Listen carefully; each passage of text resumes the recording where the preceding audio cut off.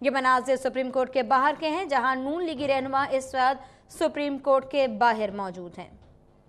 آپ کو بتا دیں کہ پیناما کیس جس نے ملک بھر کے اندر ہلچل مچا رکھی ہے، JIT نے 10 جولائی کو اپنی سفارشات پر مبنی رپورٹ جمع کرائی۔ اس میں وہ 13 سوالات جن کو اٹھایا گیا تھا سپریم کورٹ کی جانب سے، ان کے جوابات بھی دیے گئے ہیں۔ اس وقت آپ کو بتائیں کہ دانیال عزیز بات کر رہی ہیں۔ جو JIT کی رپورٹ کے آنے کے بعد پہلے روز کی سماعت جو ہے وہ آج صبح کی جو سیشن تھا بینچ کا، وہ ہم نے اندر سپریم کورٹ کے وٹنس کیا۔ اس میں جو جرح ہے، ظاہری بات ہے وہ ابھی تک جاری ہے، نعیم بخاری صاحب کی جو اسٹپنی وکیل صاحب ہیں۔ اور آج ایک بہت ہی میں سمجھتا ہوں جو میرے دل کے قریب اہم بات نظر آئی ہے، وہ یہ ہے کہ ایک ایک صفحہ جو ہے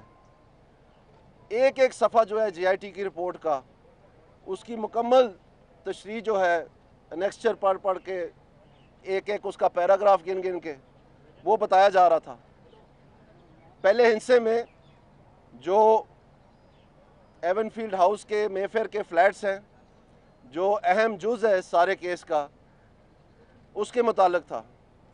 لیکن اس تمام دوران جو ایک ایک صفحہ گنا گیا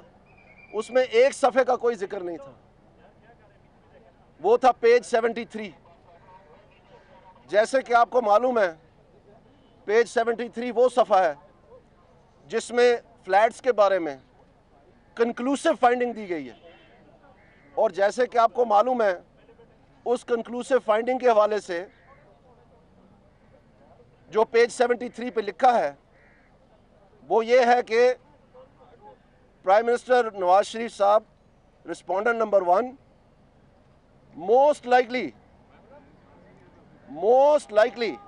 یہ لفظ ہے وہاں پر کہ موسٹ لائکلی یہی مالک تھے، اور اس کی بنیاد کیا ہے وہ سب پیراگراف ای میں ہے، ان سے پہلے صفحوں میں وہ بھی نہیں پڑھ کے سنایا، جس میں یہ لکھا ہے کہ موسٹ لائکلی اس لیے ہے کہ جو پرائم منسٹر صاحب ہے وہ جب بھی وہاں جاتے ہیں تو وہ وہاں پہ ٹھہرتے ہیں، اور صرف یہ نہیں کہ یہ ڈیفینیٹو سٹیٹمنٹ ہے کہ یہ حتمی رائے ہے، صرف یہ کہ جن لوگوں کو بھی انٹرویو کیا گیا کسی نے سٹیٹ نہیں کیا کہ کوئی اور وہاں پر ٹھہرا ہے۔ یہ وہ ثبوت ہیں جو JIT کی رپورٹ میں شامل ہیں، جو فلیٹس کے حوالے سے رسپونڈنٹ نمبر 1 سے منسلک کی گئی۔ اس کے علاوہ تمام رپورٹ آپ چھان بین کے دیکھ لیں، اس کی ساری ڈیٹیل دیکھ لیں، کسی قسم کا کوئی اس میں جو ہے رابطہ یا تعلق جو ہے نہیں قائم کیا گیا، اور اسی لیے جو اس کی فائنل کنکلوژن ہے وہ انتہائی نرم ہے، شکوک و شبہات پہ مبنی ہے،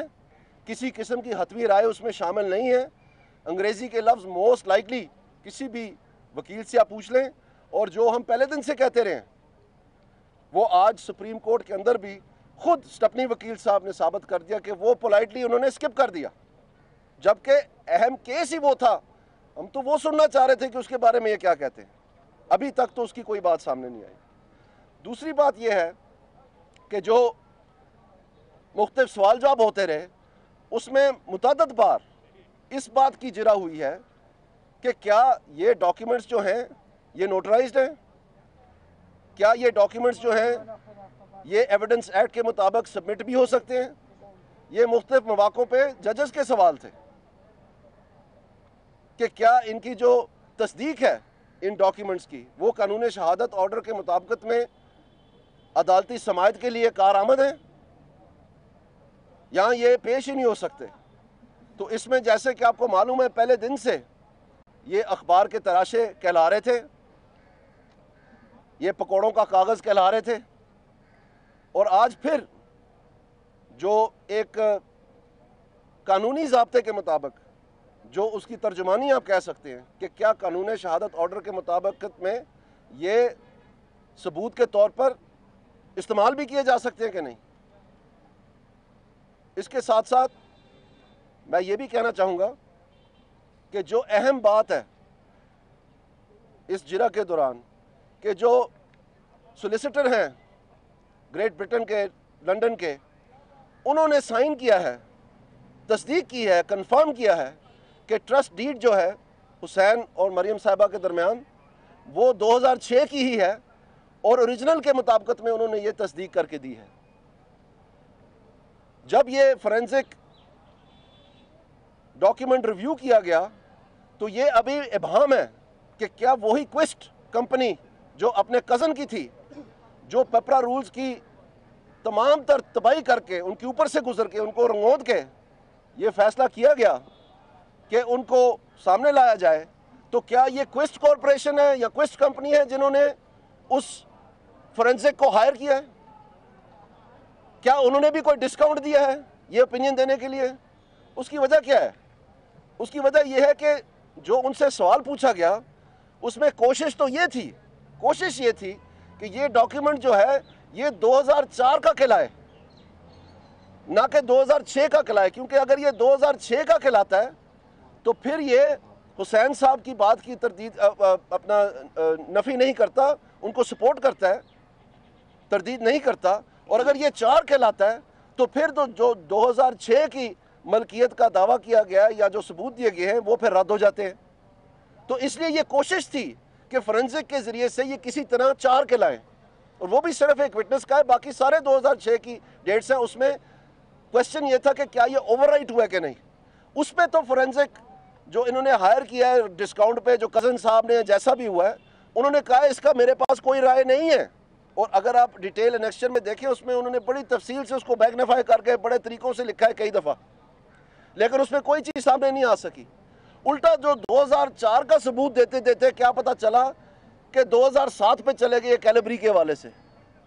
یہ تلک کے گئے ہیں 2007 میں۔ ایسے نہیں ہے کہ یہ کوئی بنیادی ثبوت تھا جو یہ ڈھونڈ رہے تھے، یہ تو ایز این آفٹر تھاٹ انہوں نے اس میں ڈالا ہے، اور وہ بھی ثابت ہو گیا کہ وہ 2004 سے اویلیبل تھا، 2006 سے کئی دیر پہلے۔ اور جو سب سے بڑی بات ہے، جو وداؤٹ اے ڈاؤٹ ایک وٹنس آن ریکارڈ کنفرم کر رہا ہے، تمام اس کے باوجود کہ کوئسٹ والوں نے اس کے ساتھ جو بھی بدتمیزی کی وہ آگے بات کرنے کے لیے تیار نہیں تھا۔ باقی چیزیں جیسے ان میں سیکرٹ رکھی گئی، یہ بھی سیکرٹ رکھا گیا ہے۔ ہم کہتے ہیں کہ وہ ٹیلی فون ریکارڈنگ سامنے لائیں جو آپ نے ان سے پوچھا ہے، اگر وہ آپ نے بات نہیں کرنا چاہتے آپ سے تو وہ حق بجانب ہے، کیا ضرورت ہے ان کو آپ کے ساتھ بات کرنے کی، جب آپ کی خود جو آپ ہائر کیے گئے ہیں وہی سارا کا سارا غلط ہے، اور ایک رشتہ داری کی بنیاد پر جو کہ آپ پی ٹی آئی کے سپورٹر ہیں اور وہاں پر ان کی فنڈ ریزنگ کرتے رہیں، ان کے لیے آپ جو ہے نا کیمپین کرتے رہیں، یہ آپ کی ہسٹری ہے وہاں پر، جیسے کہ جے آئی ٹی کے ممبران کی تھی، اور اب آپ آ کے کہتے ہیں کہ جناب تو 2004 پروو نہیں ہو سکا، 6 جو ہے وہ بالکل صحیح ہے کیونکہ فریمن صاحب نے کنفرم کیا، اب آپ 7 پہ چلے گئے ہیں بہانے بنا کے، اس کی بات بھی جو ہم سننا چاہتے تھے۔ تو یہ کیسے فریمن کی جو ہے نا جو کنفرم انہوں نے کیا یہ کیسے رد ہوگی؟ اور سب سے بڑی بات یہ کہ جو ڈاکیومنٹ انہوں نے کنفرم کروایا ہے ایف آئی اے بی وی آئی سے، وہ ڈاکیومنٹ تو کسی اور مقصد کے لیے بنایا گیا تھا 2012 میں جون میں۔ تو وہ جو خط ہے جس کے ذریعے سے بی وی آئی ایف آئی اے کو یہ سسپیشس ایکٹیویٹی رپورٹ 1478 بنائی گئی، وہ کون سا خط تھا؟ کیونکہ ایف آئی اے بی وی آئی کا قانون یہ بتاتا ہے کہ انٹرنیشنل ٹرانزیکشن پہ جو کہ یہ ہے، جب تک سے کسی ملک سے، کسی سوورن سے جس کا مجاز ادارہ یہ نہ میوچل لیگل اسسٹنس کے لیے رکھے تو سسپیشس ایکٹیویٹی رپورٹ کریٹ ہی نہیں ہو سکتی۔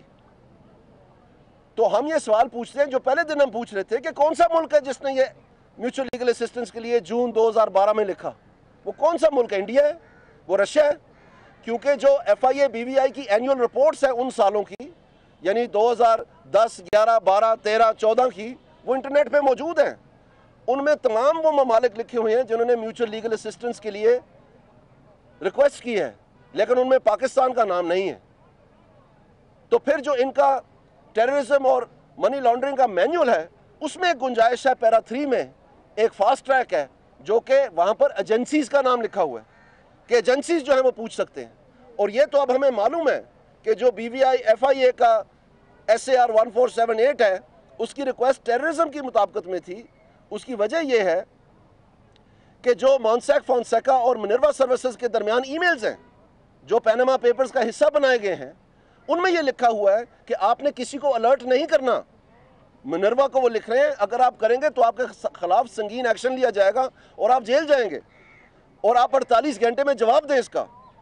اور یہ ٹیررزم کلازز کے تحت ہم آپ سے پوچھ رہے ہیں، جبکہ ٹیررزم کا کوئی الزام نہیں ہے نہ میاں نواز شریف پہ نہ ان کے خاندان پہ. تو یہ جو سوال پوچھا گیا تھا، اگر یہ ٹیررزم کی کلازز کو انووک کر کے نہ پوچھا گیا ہوتا تو ایک تو یہ اینیول رپورٹ میں واضح ہوتا کون سے ملک نے مانگی ہے، اور ہم یہ سمجھتے ہیں کہ اور کسی ملک کو ضرورت کیا تھی. یہ تو پاکستان کی خود ساختہ درخواست ہے جس کے اوپر یہ ہوا ہے، کیونکہ اس میں ذکر کوئی نہیں ہے. تو پھر اگر ایجنسیز نے کی ہے تو وہ بات سامنے آنی چاہیے. دوسری بات یہ ہے کہ اگر وہ ٹیررزم کی کلازز نہ انووک کی گئی ہوتی تو پھر منروا سروسز کے اوپر یہ لازم تھا کہ وہ جو ان کے کلائنٹ تھے ان سے پوچھتے کہ جی اس کے ساتھ کوئی ٹرسٹ اٹیچ نہیں ہے. یہ کیسے معلوم پڑا ہمیں؟ کیونکہ منروا سروسز لکھ رہا ہے کہ ہمارے پاس ٹرسٹ کا علم نہیں ہے، اور آگے جب مونسیک فونسیکا لکھ رہے ہیں اور جو خط کنفرم ہو کے آیا ہے اس کے دوسرے پیرا میں بھی یہ لکھا ہوا ہے کہ ہمیں معلوم نہیں ہے کہ اس کے ساتھ کوئی ٹرسٹ کنیکٹڈ ہے یا نہیں ہے. لیکن جب جی آئی ٹی اپنی رپورٹ بناتی ہے تو اس کو رنگون دیتی ہے. وہ یہ نہیں کہتی، وہ کہتی ہے کہ ٹرسٹ نہیں ہے، حتمی رائے دے دیتی ہے، جبکہ خط جس کے اوپر وہ کہہ رہے ہیں کہ ہمیں نہیں معلوم ہے کہ ہے کہ نہیں ہے. تو اگر 2006 میں یہ ٹیررزم کلازز کے تحت نہ پوچھا گیا ہوتا تو یہی 2006 کا ٹرسٹ جو ہے یہ اس وقت ان کو بتایا جاتا اور وہ ریکارڈ پہ اس وقت ہوتا. لیکن چونکہ وہ پچھلا دروازہ ایک کالا مقصد پورا کرنے کے لیے خفیہ وہ پوچھا گیا تھا بجائے کہ صاف شفاف طریقے سے پوچھا جاتا، تو یہ رزلٹ جو ہے یہ بنایا گیا. اور پھر جو ٹرسٹ کنفرم ہو رہا ہے لندن سے اس کو بھی کہہ رہے ہیں کہ جی مشکوک ہے کیونکہ 2004 ثابت نہیں ہو سکا. اور سب سے بڑی بات یہ ہے کہ یہ ایسا نہیں ہے کہ اس وقت مریم نواز صاحبہ پولیٹیکلی ایکسپوز پرسن ڈکلیئر ہوئی تھی، کیونکہ ریکارڈ یہ بتاتا ہے کہ اس ایس اے آر کے بعد، یعنی جو میوچل لیگل اسسٹنس جس ملک نے بھی لکھا ان کو، اس کے بعد یہ انویسٹیگیشن کے بعد وہ پولیٹیکلی ایکسپوز پرسن ڈکلیئر ہوئی ہیں. لہٰذا یہ کسی نے شرارت کی ہے یا کسی کے اور کوئی مقصد تھے 2012 میں جس وقت طاہر القادری 1 یہاں پر آ رہا تھا. اور طاہر القادری 1 کیا کہہ رہا تھا؟ طاہر القادری کہہ رہا تھا کہ سیاست نہیں ریاست بچاؤ، جیسے کہ جمہوریت جو ہے وہ ریاست کے خلاف ہے. اس جملے کا مطلب کیا ہے؟ اس وقت کون گربان پکڑ رہا تھا ریاست کا؟ اس وقت تو زرداری کی حکومت تھی. کون سا اس وقت تو پرائم منسٹر جو ہیں وہ اتار دیے گئے تھے،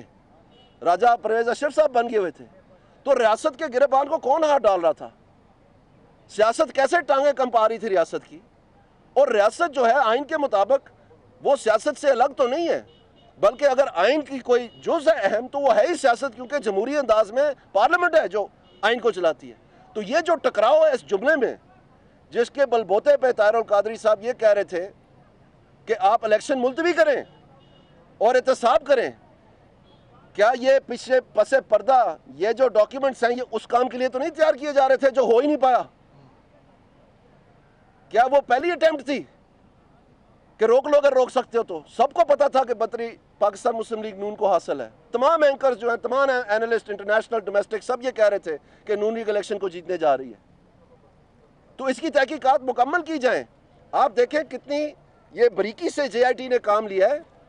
انہوں نے یہ نہیں پوچھا سوال کہ یہ بتائیں کہ نیسکال اور نیلسن کے مالکان کون تھے اور کن کن ادوار میں تھے تاکہ وہ ساری چیزیں ریکارڈ پہ آ سکیں. انہوں نے صرف یہ کہا ہے کہ اس خط کی تصدیق کر دیں. کتنی پیاری بات ہے. یہ کیوں نہیں پوچھا کہ یہ خط جنم کیسے لیا ہے؟ ایس اے آر 1478 آئی کیسے؟ کیونکہ ان کو پتہ ہے، ان کو اچھی طرح پتہ ہے کہ یہ کیسے آیا ہے. تو ہم یہ چیلنج کرتے ہیں کہ ایس اے آر 1478 کا جنم دن بتائیں، اس کا کانٹیکسٹ بتائیں، اس کے مقاصد کیا تھے. یہ کون تھا اس وقت جن کو 2012 میں آ کے، اگر یہ 1993-96 سے پتہ تھا اور یہ بھی پتہ تھا کہ یہ ظفر علی شاہ کیس میں یہ ایک اہم نقطہ تھا جو ٹرائی ہوا اس وقت، جو طیارہ اغوا کرنے کا کیس تھا، آپ اس میں دیکھ لیں، اس میں یہ نیون سائن میں ہے، اس کے اوپر اس میں بحث ہوئی ہے، جرا ہوئی ہے. اور اس وقت کے فل سپریم کورٹ نے کہا کہ یہ پراپر فورم پہ آپ جائیں، یہ کوئی ثبوت نہیں ہے جو آپ دے رہے ہیں انہی فلیٹس کے بارے میں. تو پھر اگر 1999 میں، سن 2000 میں، جو آج سے 2012 سے 12 برس پہلے تھا، اگر اس سارے دوران یاد نہیں آیا تو 2012 میں کس کو تکلیف ہوئی؟ کس کے پیٹ میں مروڑ پڑ رہے تھے؟ کس کو اس بات کا تفشیش تھی کہ یہ پتہ کروایا جائے کہ جناب یہ نیسکال اور نیلسن کس کے تھے اور کیسے تھے؟ یہ رحمان ملک نے بھی نہیں کیا جو اس کی رپورٹ تھی جب وہ ایف آئی اے میں تھے. جس کے اوپر بہت ساری ریلائنس پلیس کی گئی ہے، تو یہ پتہ چلنا چاہیے کہ یہ SAR 1478 جو ہے اگر تو یہ خود ساختہ ہے تو پھر سارا کا سارا پیناما پیپر، یہ سارا کا سارا پروسیس، اس کی ساری تفصیل، یہ سب کی سب جو ہے یہ ایک نئی روشنی میں دیکھی جائے گی اور پرانے پاکستان کی روشنی میں دیکھی جائے گی۔ تو اس لیے ہم کہتے ہیں کہ پیج 73 آپ سکپ نہ کریں نعیم بخاری صاحب، جہاں پر موسٹ لائکلی لکھا ہے پیراگراف ای، جس میں لکھا ہے کہ صرف یہ ثبوت ہے کہ نواز شریف صاحب وہاں ٹھہرتے رہے ہیں لہٰذا یہ مجرم ہے، یہ بھی آپ کور کریں سامنے، اس کو لائیں اپنی بحث میں۔ یہ باتیں اب دبنے چھپنے والی نہیں ہیں، اور یہ جو سارے کے سارے ڈاکیومنٹس جو خود سوالیہ بہت بڑا بن گیا ہے، جس نے سارے پروسیس کو مشکوک بنا دیا ہے کہ ایک تو سیکرٹ والیوم 10، دوسری MLAs جو ہیں تصدیق شدہ نہیں ہے، تیسری یہ ہے کہ جو ڈاکیومنٹس آئے ہیں وہ سارے کے سارے مشکوک ہیں کیونکہ ان کی سورسنگ جو ہے وہ قانون شہادت آرڈر کے تحت نہیں ہے، اور یہ جلد بازی میں گرم جو ہے ہمیں جو نظر آ رہا ہے وہ تو منہ جل رہا ہے کہ ابھی رپورٹ مکمل ہوئی نہیں ہے، بیچ میں آن گوئنگ لکھی ہوئی ہے، بکڑم دکڑم ہو رہی ہے کہ کسی طرح راتوں رات کوئی ورقہ کہیں سے مل جائے۔ ابھی انہوں نے یہ کہا ہے کہ ابھی تک نعیم بخاری نے کہا ہے کہ ان کی تحقیقات آن گوئنگ ہے، اس کا مطلب یہ ہے کہ ہاتھ پلڑے کچھ نہیں پڑا، جو ہم پہلے دن سے کہہ رہے ہیں۔ تو اس طرح سے آپ پورے پاکستان کی جمہوریت، پاکستان کے وزیر اعظم کو، پاکستان کی سیاسی جماعت، سب سے بڑی سیاسی جماعت کو اس طرح آپ رنگون نہیں سکتے، یہ کسی قسم کے قانون قاعدے کے مطابقت میں نہیں ہے۔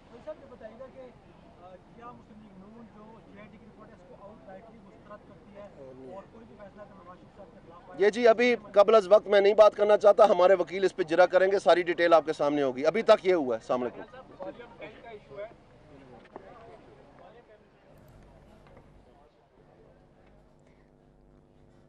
دانیال عزیز گفتگو کر رہے تھے سپریم کورٹ کے باہر، جس میں دانیال عزیز کا کہنا تھا کہ JIT کے ایک صفحے کی تشریح کی جا رہی ہے، رپورٹ میں حتمی رائے شامل نہیں ہے، ابہام پر مبنی یہ رپورٹ ہے۔ دانیال عزیز نے کہا کہ ججز نے بار بار دستاویزات کی تصدیق کے سوالات اٹھائے ہیں، JIT رپورٹ میں اہم حقائق کو نظر انداز کیا گیا۔ انہوں نے یہ بھی کہا کہ سپریم کورٹ میں اسٹیپنی وکیل آج دلائل دے رہی ہیں۔